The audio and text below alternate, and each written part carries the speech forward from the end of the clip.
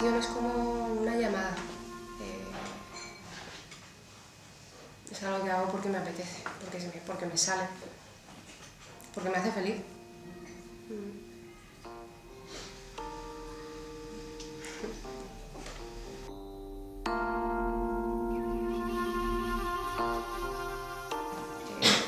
Saqué buenas notas y digamos que mi autoestima estaba alta, pues yo me hice una lista de los top 5 de estudios a los que yo quería ir a trabajar y no me conformé solo con enviar un email enviando el currículum, sino que además yo quería ir a tocar a la puerta. Entonces yo tenía un dinero ahorrado de haber trabajado durante la carrera y bueno, pues me hice ese viaje. Me fui a Barcelona primero, luego me fui a Nueva York, Madrid y luego acabé aquí otra vez. Y en ese viaje pues como que mi autoestima poco a poco como que se vio cada vez más precaria. Básicamente no me dieron trabajo en ninguno de sus sitios.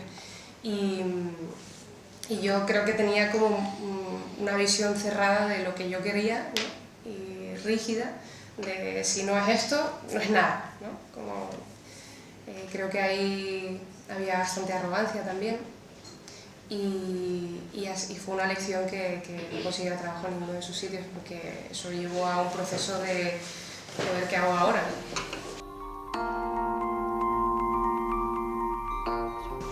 Pues bueno, no son grandes estudios, sino que para mí son grandes. Por ejemplo, el primero al que fui, que era como era mi sueño, ¿no? Era Flores y Prats en Barcelona. Y yo cerré una entrevista con Ricardo y me atendieron y pasamos ahí una tarde, un montón de horas. Yo les enseñé el proyecto final de carrera, me regalaron un libro, yo les regalé el proyecto, nos fuimos a cenar después y todo eso fue fabuloso, ¿no? Pero como que ellos me dijeron indirectamente o de alguna forma, o fue lo que yo entendí, que no me querían dar un trabajo porque pensaban que el potencial que yo traía y que les estaba enseñando no iba a florecer con ellos. Y yo decía, pero joder, ¿por qué me das delinear, sabes? Me da igual. Entonces no lo entendí al principio, de hecho me enfadé con ellos. En mi interior, ¿no? Y ya les he perdonado. Sí, pero fue un regalo que me dijeran que no. Ahora lo veo como algo positivo.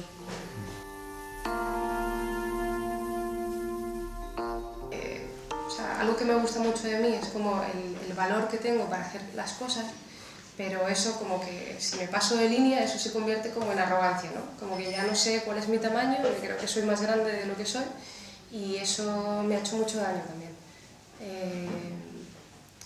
Porque al final yo tengo unas expectativas que a veces no se cumplen porque la vida no es así y mi tamaño a lo mejor no era el que yo pensaba. Entonces, por una parte tengo mucho valor para ir a tocar esas puertas y moverme y tal, pero por otra parte hay veces que peco de arrogancia y eso me ha hecho sufrir a veces en la búsqueda del trabajo.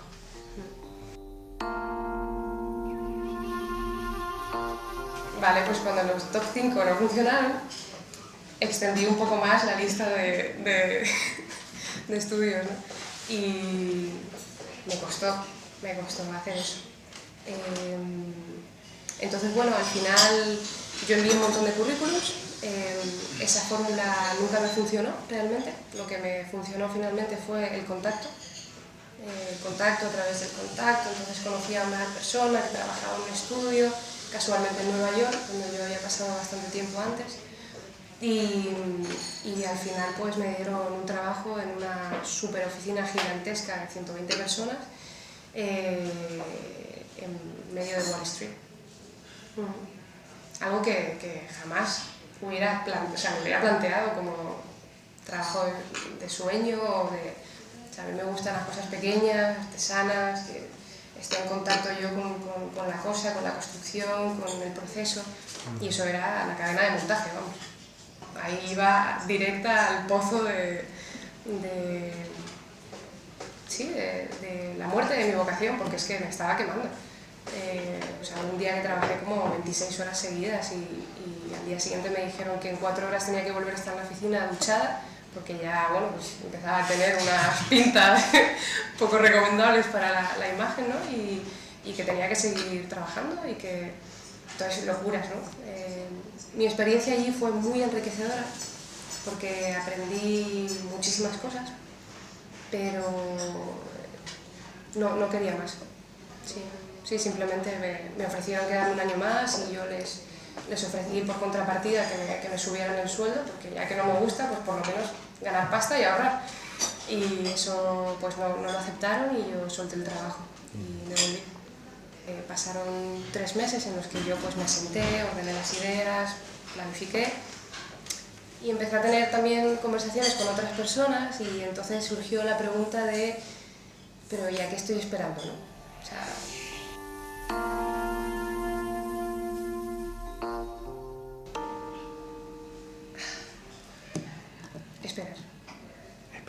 esperar. Esperar con esperanza. O sea, no esperar sufriendo, sino esperar bien. Esperar contenta, alegre, motivada. Esa es la parte más difícil. Sí, porque es que hay una realidad y es que hemos abierto un estudio y nadie nos conoce y tenemos poca experiencia y hay que empezar a dar pasos y las cosas no van a llegar fácil ni rápido.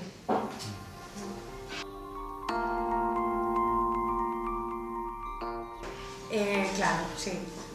Y dedicarme a dar masajes, que también me gusta mucho. Sí, pero no, porque yo creo que esto, y es algo que estoy, como que yo creo que las cosas pasan porque hay cosas que tengo que aprender. Entonces, como que hay una situación, si no se desbloquea es que todavía no he aprendido algo. Y yo creo que ahora lo que tengo que aprender es que la vocación no es un camino fácil, ¿sabes? Es un camino que no es cortoplacista, es una carrera de fondo. Y no hay nada a corto plazo. Hay corto plazo que me ponga a currar en una tienda de ropa o trabajar es fácil, pero apostar por esto es una carrera de fondo.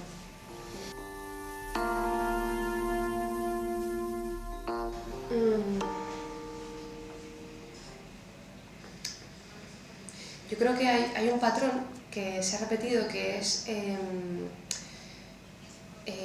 claro, como estoy en una situación de inseguridad y de incertidumbre, pues siento miedo con frecuencia, ¿no? Y eso me hace a veces como ponerme las orejeras, ¿no? Y entonces como que me cuesta a veces como ser más flexible o menos rígida con lo que yo pensaba cómo tenía que ser este camino, ¿no? La rigidez yo creo que es un patrón que se ha ido repitiendo a veces, como que me cierro algunas posibilidades. Sí.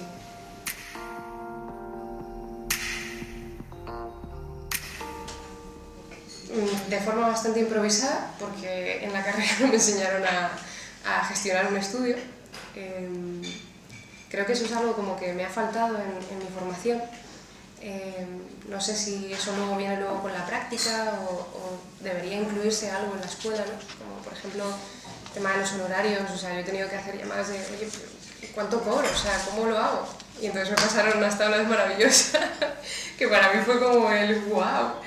Y es verdad que no tienen ningún valor oficial, digamos, pero me sirven como una referencia porque no tenía ni idea de cuánto costaba ni mi hora, ni el porcentaje o sea, nada. Entonces, ni siquiera, por ejemplo, cómo gestionar una hora, la comunicación con el cliente, con el constructor. Entonces ahí me apoyo en profesores que han sido de la escuela, con los que tengo buena relación y a los que les pido ayuda directamente, extra académicamente.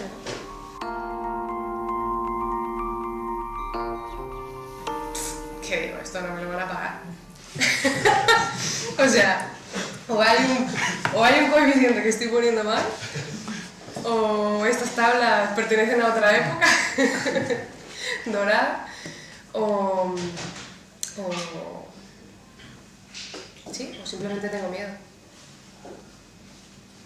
Creo que la experiencia que he tenido con el tema del dinero y la arquitectura no es muy realista, porque yo, no sé, hablo con compañeros, a lo mejor de mi edad y tal, que manejan unos honorarios y unos presupuestos que están muy lejos de lo que me dan esas tablas. Entonces hay una inseguridad de decir, hay una diferencia entre lo que hay en las tablas y en la calle. es como que la profesión de arquitecto, como que tengo la sensación de que se percibe como que no hace mucha falta. Entonces el arquitecto está pasando como a ser una especie de notario que hace papeleo y licencias y vamos, tiene que estar ahí porque lo dice la ley, básicamente, nos protege. O es un artesano, un autor, digamos, al que se le pide porque tiene ese nombre, ¿no? Y entonces se acude a ese arquitecto porque ya tiene ese renombre y eso da un caché, digamos. Pero entre eso y el ejercicio de papeleo hay como un mundo que está empezando a desaparecer, ¿no? O sea, en una reforma nadie o muy pocas personas, la minoría, se plantean contratar a un arquitecto para una reforma de una vivienda. Cuando creo que podría aportar muchísimo valor y muchísimo orden a la construcción. Sí. Entonces, bueno, hay un pensamiento travieso que me dice como que la profesión de arquitecto acabará desapareciendo. Tal y como yo la aprendí.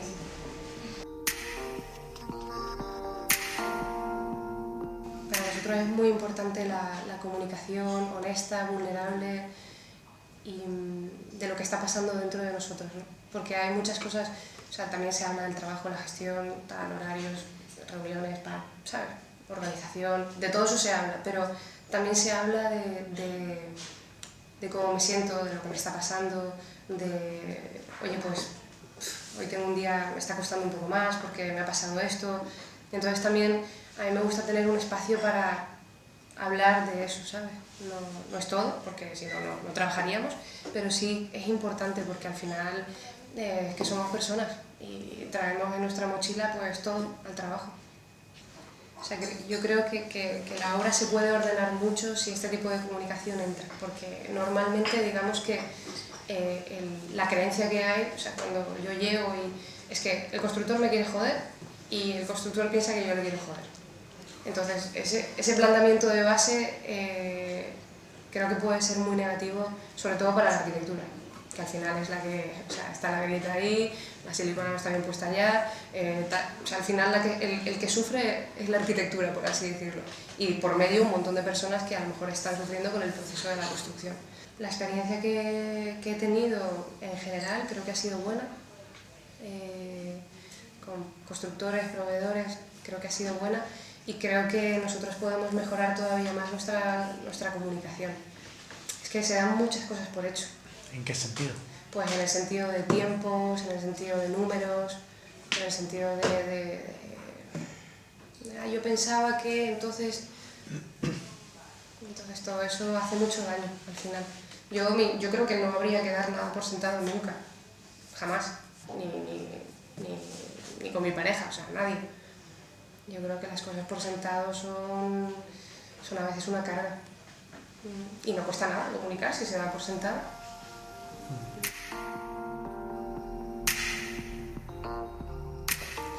Bien, muy bien. De hecho, me ha sorprendido porque yo tenía prejuicios con los obreros. De hecho, bueno, me aparece ahí Mastrochano, ¿sabes? Le faltan 4 dientes con el piti, no sé qué, los tatuajes y yo tengo prejuicios. Y eso a veces me ha limitado a conocer a las personas. Y en la obra lo que me ha pasado es que, porque a mí me gusta mucho ir a la obra, hablar con la gente y bueno, crear un poquito de... porque al final es que vamos a trabajar juntos. Y a mí me han sorprendido, todos, me han sorprendido. Una calidad humana brillante, unos intereses, de repente unas inquietudes, uno hacía meditación, el otro no sé qué, súper guay. Me ha gustado mucho esa experiencia humana al final. O sea, nosotros, por ejemplo, en la obra lo que queremos hacer es incluir unas reuniones semanales en las que traemos unas sillas a la obra, nos sentamos en círculo y hay un moderador y ahí se habla no de la obra, sino de cómo nos estamos relacionando con la obra. Y a lo mejor hay alguien que está teniendo dificultades colocando un alicatado o lo que sea y no lo ha dicho porque, bueno, está ahí tal, o hay prisa, el otro le estresa, el no sé cuánto, le da vergüenza y no lo dice y al final acaba haciendo una mala ejecución. Y de repente en ese momento él puede decir, oye, mire chicos, estoy teniendo dificultades con esto, me voy a retrasar 2 días. O sea, es como traer a la luz un montón de cosas que están pasando en cada una de las personas que están en la obra, ¿no? es que están pasando, o sea, si dentro de mí pasan un montón de cosas, o sea, no me quiero imaginar en una obra con 10 tíos. O sea, que están pasando muchas cosas, ¿no? Entonces, un espacio, 1 hora a la semana, no es nada para hablar de todo eso, ¿no? Yo creo que traería mucha calidad a la obra, mucho orden, y creo que sería más rentable, además. Es como, no sé, como una especie de Dios, ¿qué esto se está haciendo? Es una sensación muy, muy emocionante. Y también hay veces como momentos de... recuerdo en un apartamento que hicimos que íbamos a tirar como unos, no sé, eran como unos dinteles bajos, porque eso al final fue un edificio que se amplió como 4 veces, y al final lo que era azotea era el nuevo apartamento, pero luego la azotea de arriba también se convirtió en otro apartamento, y al final habían como tabiques, bloques por todos sitios, no habían pilares, o sea, una locura. Entonces, claro, de repente empezamos a tirar un dintel bajo que había, que en principio era de bloque, ¿no? Y de repente empezaron a salir grietas, y era como, claro, hay momentos de tensión, y ahí, por ejemplo, yo me apoyo mucho o sea, esa confianza que yo he ido generando con el constructor, me apoyo en su sabiduría también.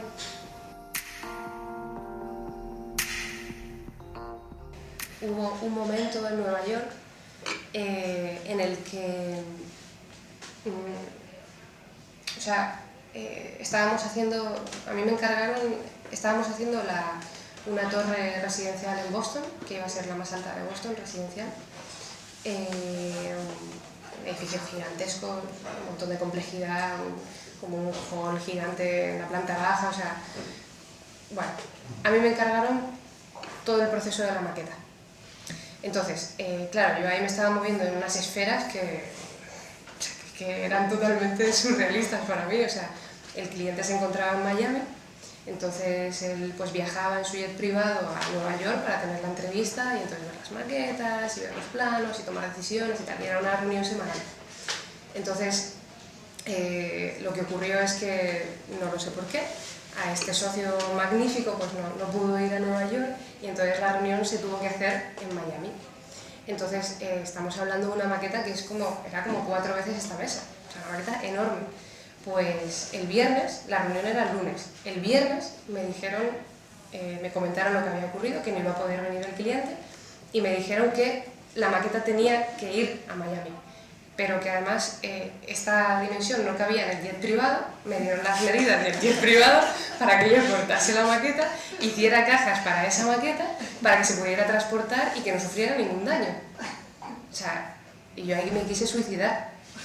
O sea, literalmente, ¿sabes? Como, o sea, además era un trabajo que había hecho y encima tenía que partirlo en 4, o sea, es que encima, no lo sé, era como que me sentía muy impotente, ¿no? Y al principio pues era como la de, sí, claro, y yo entonces yo entré ya en perfeccionismo y dije, venga, yo sabía que me tenía que marchar a 1 hora porque ya estaba reventada.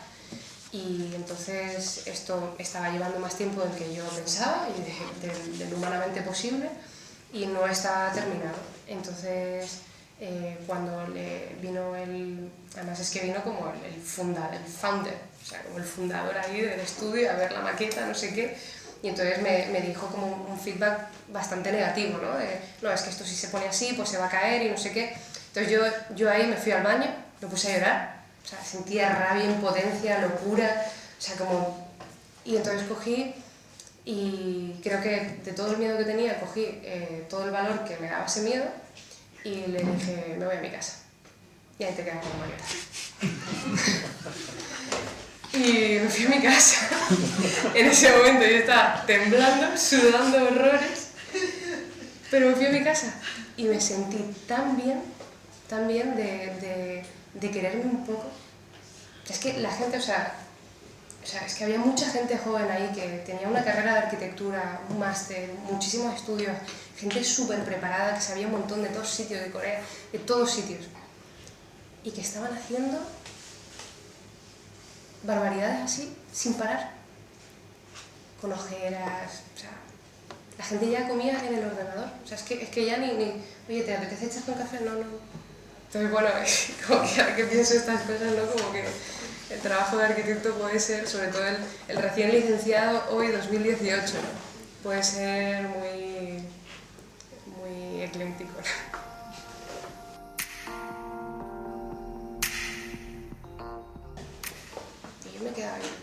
no te vas. Entonces, creo que la arquitectura puede ser una pesadilla y creo que uno se puede ver muy atrapado en ese rollo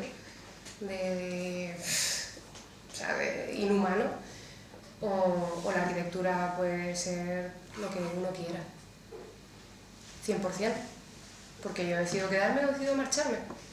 Y lo que dije antes es que trabajar es fácil, pero hacer algo que me guste...